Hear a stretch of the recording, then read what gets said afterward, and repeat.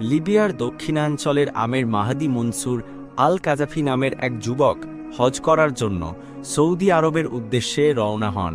কিন্তু যাত্রা শুরুর মুহূর্তে এক অবিশ্বাস্য ঘটনা ঘটে। 2 দিন আগের ঘটনা। দুপুর 12টায় হ্যাজ ফ্লাইটের নির্ধারিত সময়। আমের ছিলেন তার দলের সর্বশেষ ব্যক্তি, যিনি মিশর হয়ে সৌদি যাওয়ার জন্য ত্রিপোলি বিমানবন্দরে পৌঁছান। কিন্তু এয়ারপোর্টে পৌঁছানোর পরই নিরাপত্তা কর্মকর্তারা তাকে জানান তার পাসপোর্ট সংক্রান্ত একটি সমস্যা আছে, যার কারণে তিনি প্লেনে উঠতে পারবেন না। বাকিরা প্লেনে উঠে যায় আর আমের একা বসে থাকেন। পরিস্থিতি দেখে এক নিরাপত্তা কর্মকর্তা দুঃখের সঙ্গে বলেন, আল্লাহ হয়তো চাননি যে এই হজযাত্রা তোমার কপালে থাকুক। তখন আমের বলেন, ইনশাআল্লাহ প্লেনটি উড়বে না, আবার আসবে। আমার নিয়ত হজ, আমি অবশ্যই যাব। কিছুক্ষণের মধ্যেই ঘোষণা এলো এয়ারপোর্টে প্লেনটিতে যান্ত্রিক ত্রুটি দেখা দিয়েছে এবং সেটি ফিরে আসছে। কিন্তু তাতেও পাইলট আমেরের জন্য